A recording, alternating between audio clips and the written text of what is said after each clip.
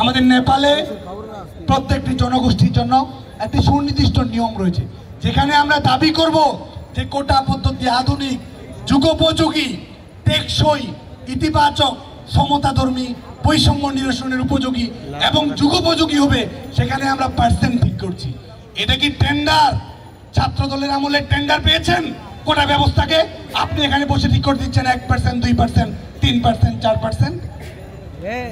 আওয়ামী লীগ সরকার, জনগণের নির্বাচিত সরকার, সুচিন্তিতভাবে আলাপ আলোচনা করে বিচার বিভাগীয় পর্যবেক্ষণের আলোকে যেই সমস্যার সমাধান করবে, সেই সমস্যার সুচিন্তিত সমাধান না করে এই অবরোধ তৈরি করা, মানুষের জীবনকে দুর্বিষহ যন্ত্রণায় পরিণত করা বাংলাদেশের ছাত্র সমাজ কখনোই সমর্থন করে না। আর শুধুমাত্র সমর্থন খেলা নয়, লন্ডন থেকে ওয়াজ নসিহত শুনেছেন, আন্দোলনের সমর্থন জানাচ্ছে, অথচ সেই কুখ্যাত তারেক জিয়া বিসিএস এ ভাইয়া ক্যাডার চালু করেছিল। ছাত্রদলের ক্যাডার হওয়া মানে বিসিএস ক্যাডার হওয়া। এই আবাসিক হলগুলোতে, কলেজগুলোতে এক্সাম সেন্টার পরীক্ষা দেওয়ার জন্য এক্সাম সেন্টারে যাওয়া লাগতো না, ছাত্র দলের নেতারা রুমে বসে পরীক্ষা দিয়ে পাশ করত। সেই বাস্তবতা বাংলাদেশের ছাত্র সমাজ ভুলে যায়নি এবং প্রত্যেক বছর বিসিএস পরীক্ষা দিচ্ছে শেখ হাসিনার নেতৃত্বাধীন সরকারের মাধ্যমে। এক বছরে একের অধিক বিসিএস অনুষ্ঠিত হওয়ার রেকর্ড রয়েছে।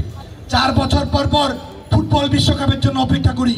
বিএনপি জামায়াতের সময় 4 বছরের অধিক সময় ধরে বিসিএস পরীক্ষার জন্য তীর্থের কাকের মতো বাংলাদেশের ছাত্র সমাজকে অপেক্ষা করতে হয়েছে। বাংলাদেশের ছাত্র সমাজ সেটি কখনোই ভুলে যায়নি। এবং পিএসসির স্বাধীনতা ছিল, পিএসসি মানসম্মত প্রতিষ্ঠান ছিল, পিএসসি স্বচ্ছতা ভিত্তিক নিয়োগ প্রক্রিয়া নিশ্চিত করতে পেরেছিল। কারা বিসিএস ক্যাডার হবে সেই লিস্ট পিএসসি করতো না, হাওয়া ভবন থেকে লিস্ট ধরিয়ে দিত পিএসসির কর্মকর্তা। এবং পিএসসি যারা সদস্য ছিল সব কজনই দুর্নীতিবাজ হিসেবে তত্ত্বাবধায়ক সরকারের আমলে প্রমাণিত হয়েছে। পিএসসির সদস্য যারা ছিল, পিএসসির এক চেয়ারম্যানের ড্রাইভারের ঘটনা তো ইতিমধ্যেই দেখেছেন।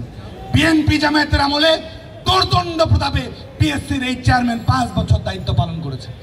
এর মধ্যে 24তম বিসিএস ছাত্রদের আন্দোলনের মুখে প্রশ্ন পাস করার কারণে বাতিল করতে হয়েছে। 27তম বিসিএস এ নিয়োগ দিয়েছে, পরবর্তীতে বাতিল করতে হয়েছে। এবং তারা আজকে সমর্থন জানাচ্ছে, তারা মেধার কথা বলছে, যোগ্যতার কথা বলছে, স্বচ্ছতার কথা বলছে। এখানে যারা আছে, ডানে বামে যারা আছে, এমনকি শাহবাগেও যারা আছে, তারও তো বিসিএস প্রিলিমিনারি পরীক্ষা দেওয়ার যোগ্যতা আছে, তারা কোয়ালিফাই করেছে, স্নাতক কিংবা বিএ কিংবা ডিগ্রি পাস করেছে।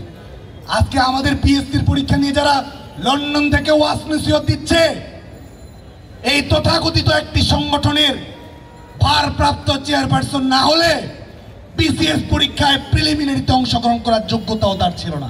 আজকে সে বলছে কারা বিসিএস দিতে পারবে, কিভাবে দিবে না দিবে।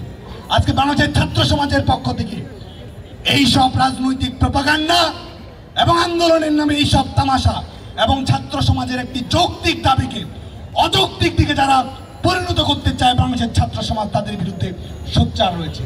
এবং রাজপথ অবরোধ করার ভয়, এটি কি সুনির্দিষ্ট কোনো পদ্ধতি?